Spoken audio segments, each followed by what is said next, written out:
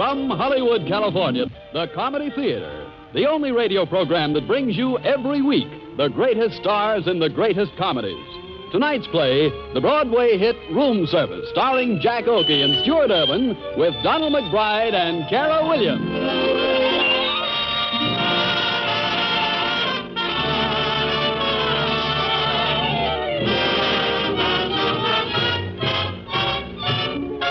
And here is the director of the Old Gold Comedy Theater, Mr. Harold Lloyd.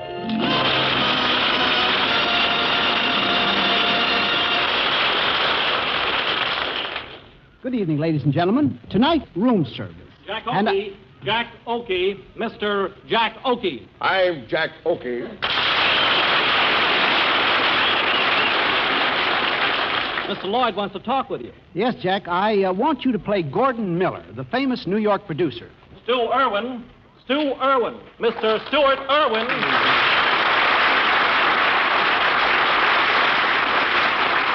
Here, boy, I'm Stu Irwin. Mr. Lloyd'd like to talk to you, too, sir. Oh. Yes, Stu, I want you to play the part of Leo Davis, who started all the trouble by writing a play called Godspeed, which Jack Oakey, as Gordon Miller, is going to produce.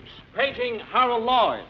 Harold Lloyd, paging Mr. Lloyd. Hey, who wants to see me? I do. Donald McBride is the name.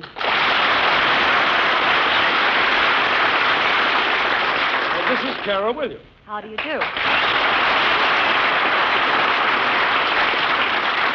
Well, what a splendid cast. What are we waiting for? All right, I'll set the scene. Gordon Miller, the shoestring producer, has a headache, and justifiably so. He's about to be ejected from his hotel. The reason being that Wagner, the managing director, has made an unexpected visit to the hotel and is at the moment looking over the books. All that Gordon Miller has promoted is 22 rooms for his cast and has run up a bill of $1,200. The manager, Joe Gribble, is his brother-in-law, and Joe feels that he's been stuck. Into this unhappy atmosphere, Chris, who is played by Cara Williams, enters the scene with much hand-waving and joy. Greetings, everyone. Gentlemen, I have wonderful news. We have a backer, and he'll be here today or tomorrow. Oh, what's the matter, Gordon? You don't look very happy. Chris, did you say a backer? Yes. No, I don't know what to do. If I stay here, I lose the cast. If I skip, I lose a backer. Chris, tell me, did he sound on the level? Gordon, Mr. Jenkins is the real thing. I gave him a copy of Godspeed, which he's reading right now. Oh, you simply must be here when he comes. Gordon, I'm so tired of being a secretary. I want to be a great dramatic actress. That might be Wagner. Quick, Binion, put on our overcoats. It's a cold winter. Then again, it could be Mr. Jenkins. Come in. Mr. Miller, I'm Leo Davis. You know, the author of Godspeed. Well, this is a surprise. Here, let me shake your hand, son. This is Miss Christine Marlowe. She's going to play the sister in Godspeed. And Mr. Binion, my director. Gosh, she's all bundled up. Why is he wearing all those suits and overcoats? Well, he's expecting snow. I mean, there's a shortage of coat hangers today. Besides, he's a genius. Wait for it, boy. A genius? Oh, I see. I'm sorry, Mr. Binion. Gee, I just had my first glimpse of Broadway. Great street, isn't it? I never saw so many orange drink stands in my life. But I'm crazy about New York, and I'm awfully glad I quit my job. They all advised me against it, but I know now I was doing the right thing. Well, my bags are downstairs. Oh, you intend to check in here? Well, before I do that, I'd like to talk to you. You see, I have no money. You have... What did you say? I have no money. That's what I thought you said. Yes. But listen, I set you $100 last month. Yes, but the option expires at midnight, and the contract calls for another $100. Do you intend to stay in New York permanently? Oh, yes. Oh, Davis, yes, of course. Of course, I could give you the cash, but my advice is for you to go back home and... Say, let me send for you in about a week before we open. But I burned my bridges behind me. I left Oswego for good. I hate authors. I refuse to direct if you stay. Try home for another week. Yes, sir, there's no place like it. Now, I don't want to appear stubborn, but I'm going to stay. If you people have lost interest in the play, I wish you'd tell me. I'm sure Morton Freeman would buy it. I have a letter of introduction to him. Fremont? Fremont? Mm-hmm. Now, listen, Leo, boy, I'm beginning to see your point. Now, you just don't want to go home. Well, I guess there's no use forcing our opinions on you. Say, now about an advance, all you actually need it for is board and lodgings. Yes. Well, now, Leo, your problem's solved. You move right in here. Why, you're going to live with me. Oh, gee, that's swell. Thanks. Thanks an awful lot, huh? Chris, get on that phone and tell Faker to get Leo's bags and typewriter and tell him to register them. Yeah. Say, Leo, do you happen to have any money at all on you? I mean, might be a good idea to let me put it in my vault downstairs. I have 67 cents. If you don't mind, I'd like to wash up. I still have some Ontario and Western cinders in my hair. Save them for fuel, Davis. It looks like a hard winter. Oh, thank you. Come on, Chris, Binion. Let's go down there and hock Davis's typewriter before Faker gets to it. You know, that guy ain't honest. And listen, if you see Mr. Jenkins there, Davis, well, tell him we'll be right back. Have a nice siesta. Yes, sir.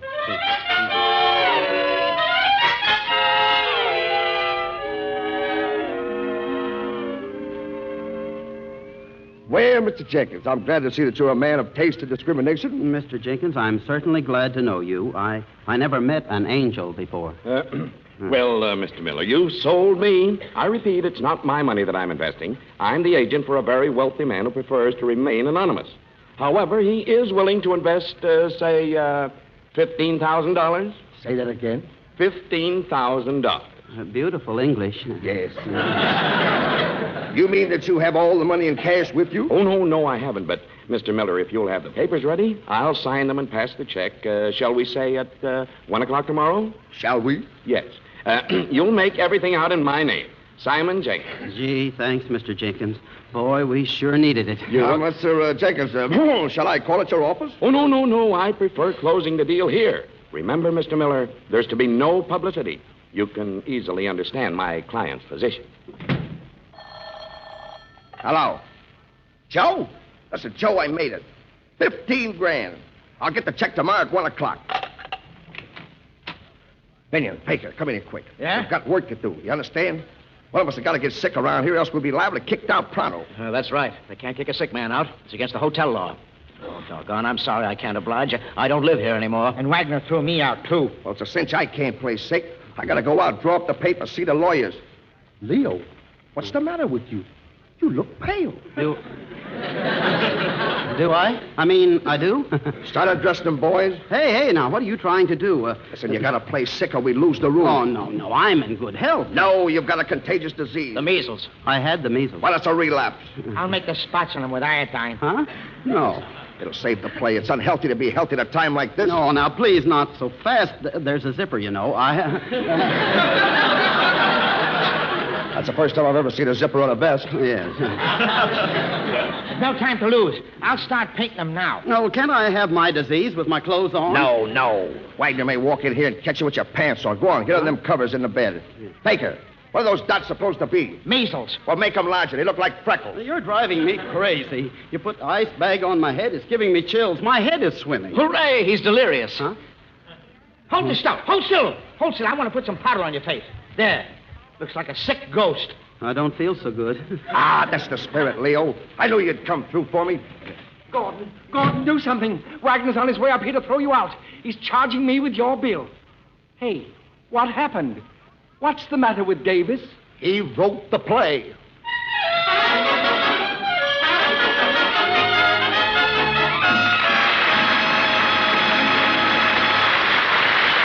You are listening to the Comedy Theater's presentation of Room Service, starring Jack Oakey and Stuart Irwin, and introduced by Harold Lloyd.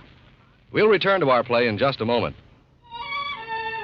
This is Harold Lloyd again, and here's Act 2 of the presentation of Room Service, starring Jack Oakey and Stu Irwin. Somehow, friend Wagner, the hotel supervisor, has not yet made his expected appearance.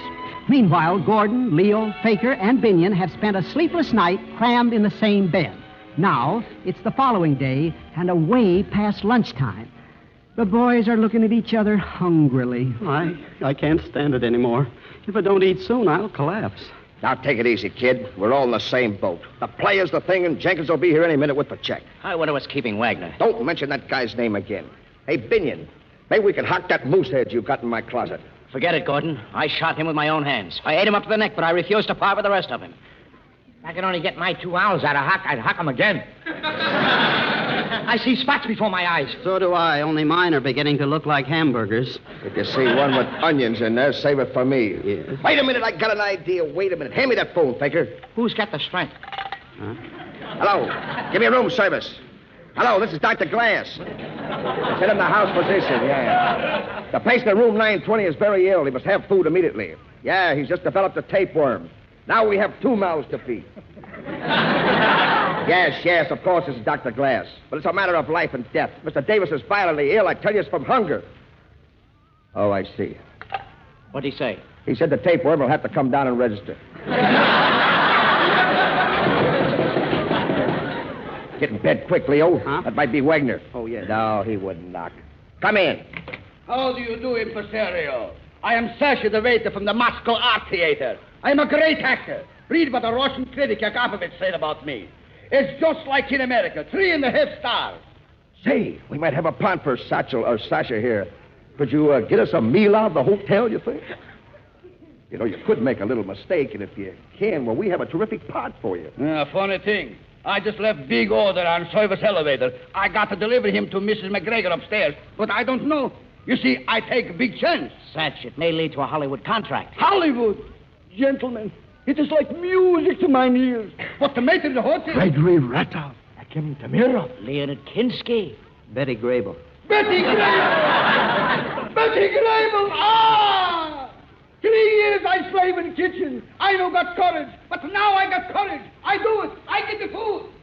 Gee, he must have a lot of talent. Huh? Yes, I've seen that boy carry 12 dishes at one time. See, I don't know where I'm at. Downstairs, they think I have a tapeworm, and up... Open the door. Who's that? Oh, it's Wagner. Open the door, Miller. I'll break it down. Miller, whichever horse thief is Miller. Either pay the bill now or out you go. Now, look here, Wagner. I insist that you reopen all those rooms on the 19th floor. The occupants happen to be guests of mine, and I'm responsible for their bills. And who, may I ask, is responsible for yours? Don't cloud the issue. And besides, you're talking too loud. My roommate here, Leo Davis, is very ill with tapeworm. So that's what you're trying to pull. I'm a very smart hotel man, Miller. I brought the house physician along for that very reason. Mr. Wagner, you didn't look too well yesterday. Stop interfering, Gribble. Yes, sir. Senator Blake, the president of this chain, selected me as the man most likely to succeed in clearing this hotel of dead beats. And Gribble, whose side are you on anyway? Dr. Glass, commence examining the patient. Just a minute there. We have our own doctor in attendance. Dr. Binion? I'm happy to know you, Dr. Binion. I'm Dr. Glass. May I examine the patient? No, I have no respect for doctors that advertise in hotel lobbies. Correct, Dr. Binion. How do you feel, Mr. Davis? Well, He's hungry all the time. His tapeworm eats all the time. Mr. Wagner, you can't move Davis up regardless of what this chiropractor says. Chiropractor? His pulse is normal, Mr. Wagner. That's what you think, you little quack. Quack! Davis, open your mouth and say, ah. Ah. Yo-hee-ho, yo-hee-ho, tra-la-la, caviar, caviar. So elected, Sasha brings you the caviar. What's the meaning of this, waiter? Your instructions were to discontinue room service. You're fired. Fired. Do not speak to me, low one. I am no longer Sasha the waiter. I am Sasha late of the Moscow Art Theater, and now an actor in the employ of the great impresario, Mr. Miller. Eat, comrades, eat your caviar. Food. Hurry, please. My tapeworm. Why are you eating the caviar, Miller? It ain't for me. I'm storing it for Davis's tapeworm. And I'm sampling it for vitamin content. Dr. Glass, there isn't a thing wrong with me. But don't tell Wagner, will you? I like these boys. I shall have to report that you are in perfect health. Well, Doctor, I'm sorry, but you're asking for it. Take her, Binion. Yeah? Take this guy in the bathroom and tie him up. Oh, gentlemen, you can't. Uh-oh. Come in. Oh, it's you, Mr. Jenkins. Glad to see you. Oh, Mr. Miller, you have the papers ready? Why, sir, here's the stock book all made out. 50 shares in the name of Simon Jenkins. And here is the contract. Not much to it. Don't even bother reading it. And now if you just sign on the dotted line. I trust in your integrity, Miller. I'll sign it in a moment. Now, since you're going to see the name on the check, you might as well know who your backer is. It's Zachary Fisk. Zachary Fisk. Now you understand why there should be no publicity. The world must never know. Believe me, Mr. Jenkins, this will be a sacred trust. I'll take the check now and I'll... Say, wait a minute. This check is drawn on a Los Angeles bank. I don't get no money for 5 days. Why, my dear boy, the minute you deposit a Zachary Fisk check, your credit rating immediately becomes AAA1. Oh, sure. What am I talking about? Why, I must be crazy. The magic of that name, Zachary. No, I wouldn't even say it. Just sign right over here, Fred. Miller, I've got you right by the seat of your pants.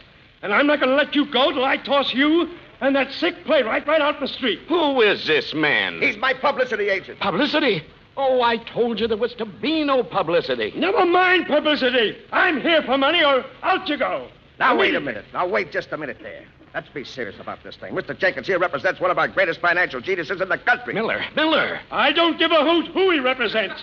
Confound it, I want... This looks like a Badger game to me. I don't like it, and I'm leaving. What's that? Why, Dr. Glass. Dr. Glass, I'll remove the ropes. Oh, I don't blame Miller for tying me up, you incompetent. He had a perfectly good reason. I heard them through the door. Miller was transacting a legitimate deal. All I know is that Zachary Fisk is backing his play. The Zachary Fisk. Oh, I'm fainting. Just sign the check, Mr. Jenkins. Luckily, there's a doctor in the house. Miller, I had no idea Zachary Fisk. Oh, please. I don't trust you men. I, Roger Percival Wagner, will personally vouch for Mr. Miller. Oh, dear. I'm ill. I'll sign the check now. Now let me out of here. Thank you very much. Why, you'll never regret this, Mr. Jenkins. Neither will Zachary Fisk. Oh, please help me to the door. Well, Miller, I'll take that check. The $1,200, you know. Now, wait a minute. Let me look at it. Give it a chance to cool. Besides, it's the shaky hotel. How do I know you won't go into bankruptcy? Now, Miller, if you'll hand over the check, I'll deposit it and give you a letter of credit until the check clears the Los Angeles bank. Is it a deal? I'll see you later. Oh, pardon me. Pardon me. We met Mr. Jenkins in the lobby. He said he was going to stop the check. He can't do that to me. He signed a contract. Or did he? Chris, listen, I feel sick, honey. Now, what's the use? Everything I touch turns into an 8-ball. I ought to jump out that window. Oh, please, Gordon. It's all right, honey. You talked me right out of it. Look, I've had nothing but trouble since I came. They made me sick, made me crazy. If only I saw any hope. If only we had another angel. Leo, boy, we got an angel. Wagner's putting that check through the bank, isn't he? For 15 days, for 5 days anyway, we'll have 15 grand of credit. Gordon, you're not going to... Great. We can open in 5 days. All we need now is scenery and costume. Yeah, we can charge that to the hotel. But it's illegal. Relax, Davis. Wagner is back in the play.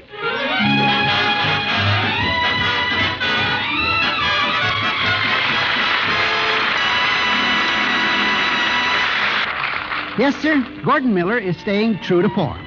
So far, Wagner doesn't know that he is really Gordon Miller's backer. And what an angel, $15,000 worth. Gordon Miller is postponing his nervous breakdown until after the opening, and this is the opening night. The curtain rises in 15 minutes. Gordon, the check had bounced. You knew it all along. That's why you insisted on opening the show in 5 days. Now, don't worry, Grib. It'll be a hit. We're going down to the theater now.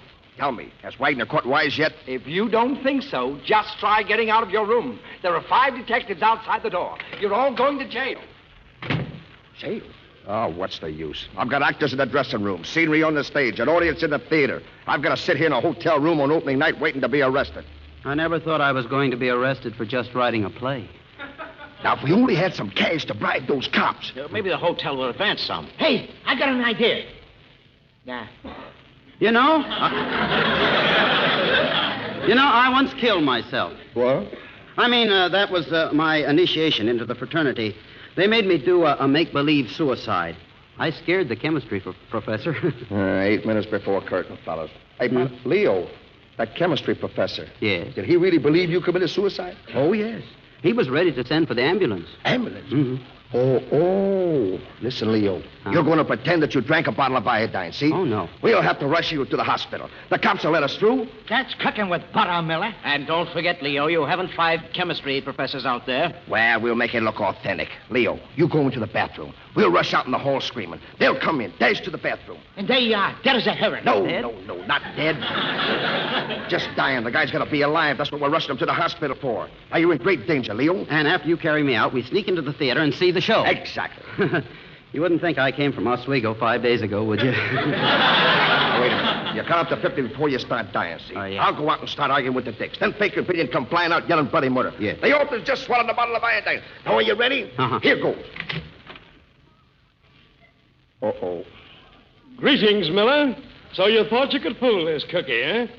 Imagine starring my Russian waiter in a play. And at my expense. Well, how do you like my little surprise? Oh, but these 5 detectives are nothing. I have a bigger surprise for you. Something more pleasant than jail. I'm inviting you to come down and watch the show with me. From a little cubbyhole in the mezzanine. The sheriff will come along and take every bit of scenery off the stage. Right in view of the audience. Why, you'll make me the laughing stock of Broadway. That's just what I figured. You've made me the laughing stock of the hotel business. Wait till Senator Blake hears of this. He'll fire me. Oh! What's that? Hey, who's in the bathroom? No. Good heavens! He's committed suicide. Please, Mr. Davis, not in this hotel. You might stain the rug. Oh. Call the house doctor. Oh, he resigned. Oh. Do something, Miller. Don't stand there like a moron. Get compresses, hot and cold. All right, you get the hot, I'll get the cold. Oh. He's turning blue. Wagner's dismissing the Dicks. He wants privacy. Oh, that's wonderful. We have 3 more minutes. I'll recover fast. You saved me. No, Leo. No. Then he'll send for the sheriff. You'll have to stay here and keep dying for 2.5 hours. We'll be right here with you. It'll look phony if we desert you. Uh-huh. Here's Wagner again. Good luck, kid. Drop dead.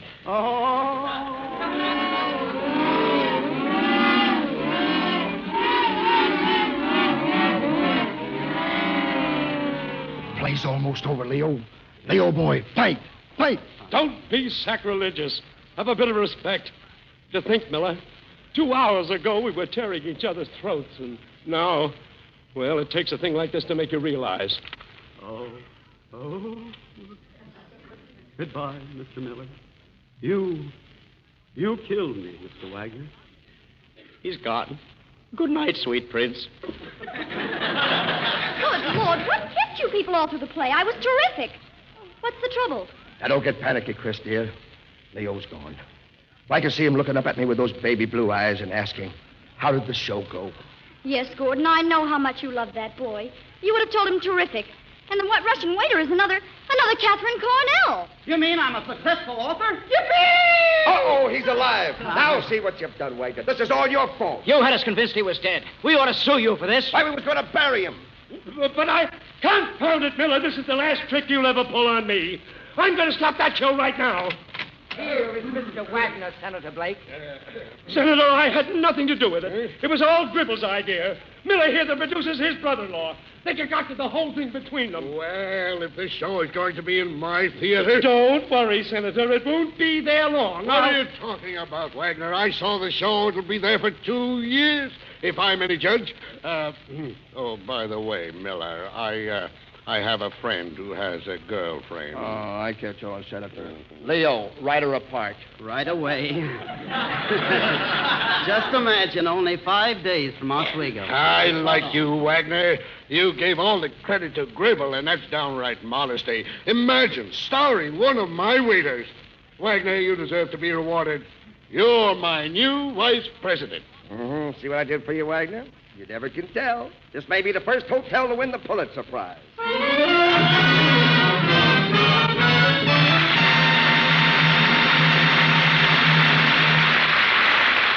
You have been listening to the Comedy Theater presentation of Room Service, starring Stuart Irwin and Jack Oakey, with Harold Lloyd as Master of Ceremonies.